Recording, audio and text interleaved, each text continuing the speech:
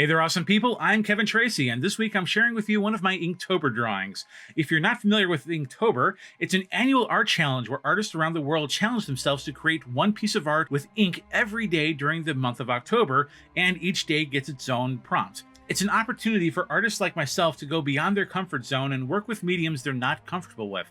It gets us thinking about new ways of doing things, and in the process, provide a little fuel to that creative fire that we all have.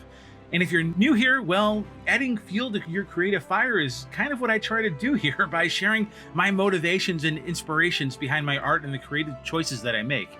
And I realize that most people who see this video may not agree theologically with the topic at hand. But Inktober is all about thinking about new ways of doing things and keeping an open mind. And by continuing to watch this video, I hope you're agreeing to keep an open mind. So indulge me a little bit as I talk about this piece. I think when most people think about superheroes, they think about characters from comic books with supernatural powers to reach supernatural speed or supernatural strength or invincibility or some other kind of power. We're going to talk about the superhero comic genre in a future video because I have some very strong emotions about that. And in general, though, let's just say that I despise the comic book superhero. I think that there are so many examples out there of real-life heroes who go unremembered and are ultimately forgotten that it's a tragedy to waste paper and ink on an incredibly ridiculous idea instead of paying tribute to the real heroes who risk life and limb fighting for their countries, for basic human rights, and for the safety of their families and their neighborhoods. However, my annoyance towards the superheroes is limited entirely to fiction. There are real-life superheroes among us, and among them is the Catholic priest.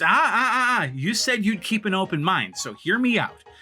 Catholics and Orthodox Christians believe that our priests have the supernatural power to change ordinary bread into flesh and ordinary wine into blood. And not just any flesh and any blood, but those of the living Jesus Christ. These priests also have the supernatural power to be conduits of Christ's mercy by hearing confessions and forgiving sins. And there's a large number of priests around the world who are trained to actually exorcise demons.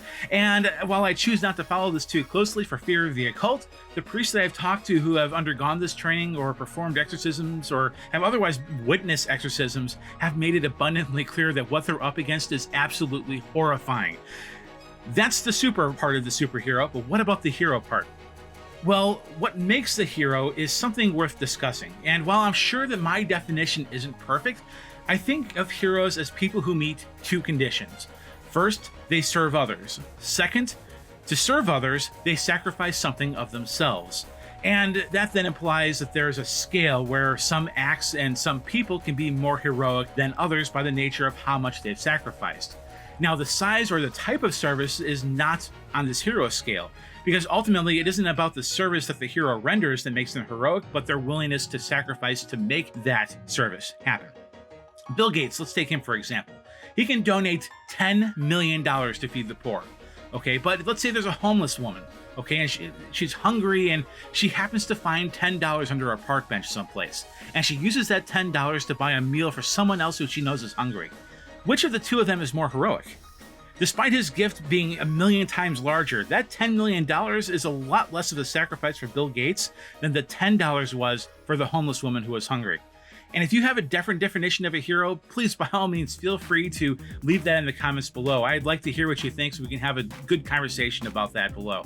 But in the meantime, I think that the Catholic priest, more than just about anyone else, deserves the title of hero. I mean, people call me a hero for enlisting in the military, giving up my freedom, and signing my life over to the government for a few years so I could protect my country. And I think most veterans, myself included, we cringe when we're called a hero because we all served with people who sacrificed a lot more than we did and deserve that title a lot more than we do. But as cringeworthy as it may be, by my definition, I will concede that what I did could be considered very mildly and just barely past the threshold of being heroic. But if you're the type of person who does think that all veterans are heroic because of their willingness to take a risk and sacrifice, think for a moment about a young man deciding to become a Catholic priest today. Here's a profession that requires a life of chastity. You will never be married. You will never have children. Most priests will be deployed to a community that they're not familiar with because that's where they're needed. And once you're finally comfortable there, Your bishop might decide at any moment that your talents and gifts are needed elsewhere. Your friends and even many of your family will probably all become super awkward around you because, let's face it, people are just afraid to be themselves around a priest. As a Catholic priest, you're going to be put up on a pedestal where every action you take is going to represent the entirety of the priesthood, the church, and the entire Catholic faith. Any public transgression, no matter how small, forgetting to leave a tip, is going to be blown completely out of proportion. Every word you speak is going to be analyzed by conservatives and progressives, faithful and unfaithful alike, all just looking for a shred of inconsistency or signs of your personal inclinations to take offense to and declare you their enemy. In parts of this world, being a Catholic priest is illegal, and in some countries, including Canada, preaching Catholic teachings on marriage and matrimony is a criminal offense. Even here in the United States, the state of California has repeatedly threatened to put Catholic priests in prison just for refusing to break the seal of confession. On top of that, you're entering a profession where some people are just going to assume you're a child molester, and others will make crude comments to that effect behind your back every chance they get because they think it's good for a quick laugh. Ha ha ha! The leadership of the Catholic Church thinks there's a crisis because not enough men are joining the priesthood. I think it's a miracle that anyone is joining the priesthood under these conditions. But every year, young men are entering seminaries, studying the faith, and joining this priesthood, despite the world giving them every reason to do the exact opposite. Why? It's because God has called them each to serve His creation in this way, and they listen to that call. They don't teach this in public schools, but the meaning of life is to simply know and to love God. And the job of the Catholic priest is to facilitate that every step of the way. Yeah, the priest is there for the good times, such as baptisms and weddings, but he's also there for the bad times when you stray from that path and to make sure you have a way to get back on the right track through hearing confession, counseling, instruction, and of course, prayer. Yeah, Batman beats people up and sometimes plays the role of the public enemy when it suits him, but Batman hides behind a mask. He can always go back to being Bruce Wayne.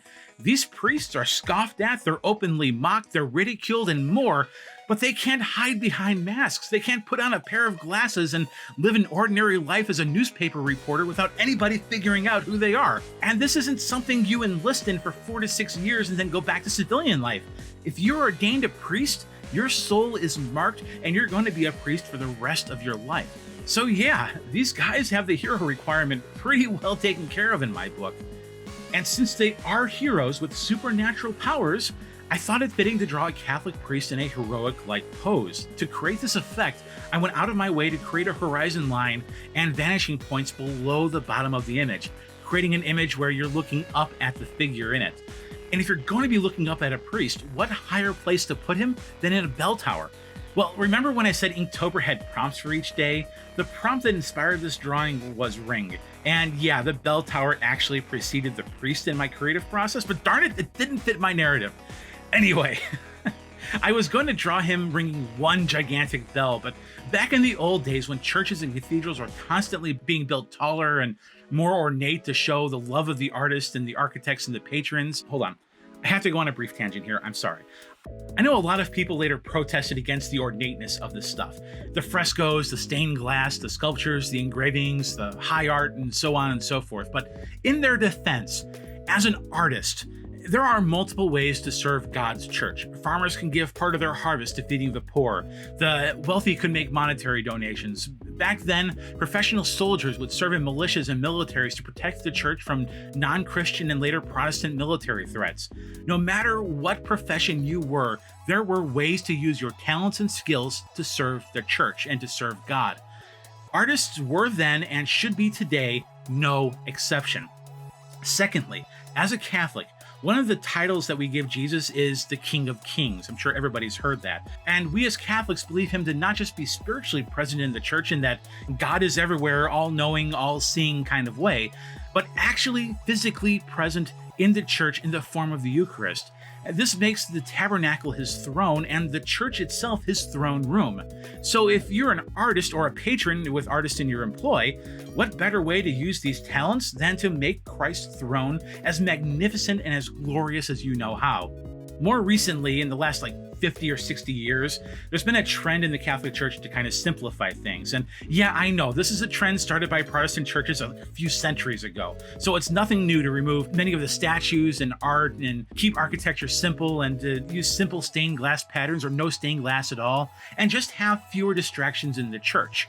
And it's worked really well for Protestants. I mean, their centuries-old simplified church architecture allows for some really powerful PowerPoint presentations and song lyrics to be projected on the wall. That's some forward thinking right there.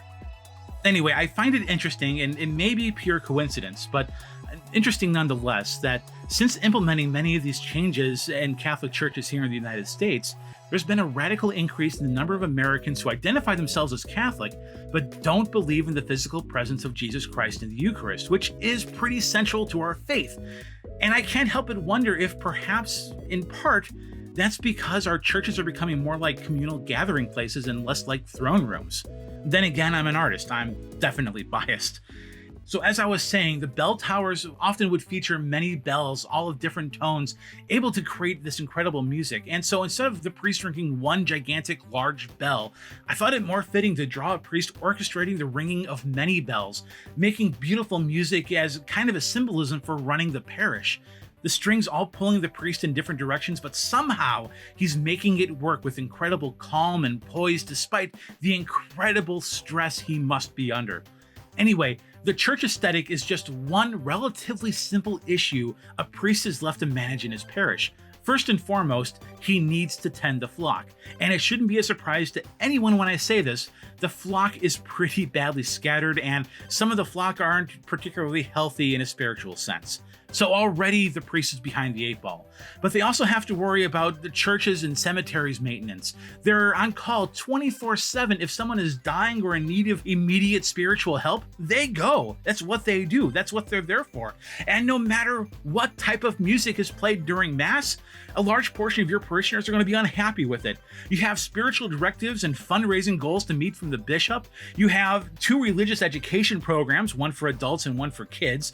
All of the parish's ministries bring all of their problems and requests to you. And on top of all of that, many parishes also have their own private Catholic schools. So if you're a priest there, you're essentially a school principal or superintendent. I decided not to draw the bells because so much of what a priest does goes completely unseen and often unappreciated by those in the community that he serves. It was not a mistake that I drew this priest with his arms outreached to either side, as I was hoping to make a pose like reminiscent of Christ on the cross. As you know, not everyone carries a cross of wood, but they're all heavy, especially for those called to the priesthood. I also wanted to keep the background behind the priest completely white, so no clouds or anything like that. The white sky I wanted to represent God and heaven, as if to say that the priest is able to handle all of this because he has God behind him, guiding his work and sharing the burden of the priest's cross with him. But there are some notable exceptions to the white background, however. First are the pillars on either side reaching up to the sky, which I thought were important to establish a setting and also to help the viewer of this art in feeling like they're looking up at both the priest and figuratively God in the heavens behind him. Leaning up against the pillar on the left is a ladder, symbolizing the service the priest provides in helping souls get to heaven. The other exceptions are the safety rail and the skyline at the very bottom of the piece. The skyline represents the material life this man left behind to serve God as a priest, and the safety rail then appears almost like bars on a jail cell. This is a life sentence, after all, that the priest has chosen for himself. If North Korea or China or Canada or California throw him in prison, then he's going to accept that. That's where God wants him to serve. Because just like the white sky sits enormous behind the priest and above the city, God's call to these men must have been enormous and undeniable for them to make the sacrifices willingly of themselves for God and for the conversion of souls. I find it incredibly beautiful and inspiring, and even if you're not a Catholic or even a Christian or even religious at all, I hope you find some inspiration in the sacrifices and selflessness of these men. Anyway, this is the finished piece, but I have a favor to ask of you before you go. I don't post religious art to this channel very frequently, but when I do, YouTube's algorithm doesn't really do me any favors. So in addition to liking this video and thinking about subscribing, it would really help me out as a creator if you shared this video on social media and with family and friends who might be interested or who you think might need to hear something that I said. I imagine you're probably pretty desperate if it's the latter. Anyway, thanks for watching and have a great week. If you want to see another piece of my religious art, the video on the left is me drawing a Catholic mass aboard a World War II warship. And on the right is a video that YouTube thinks you'll like based on all their nerdy computer science stuff. Either way, I think you'll have fun. Thanks again.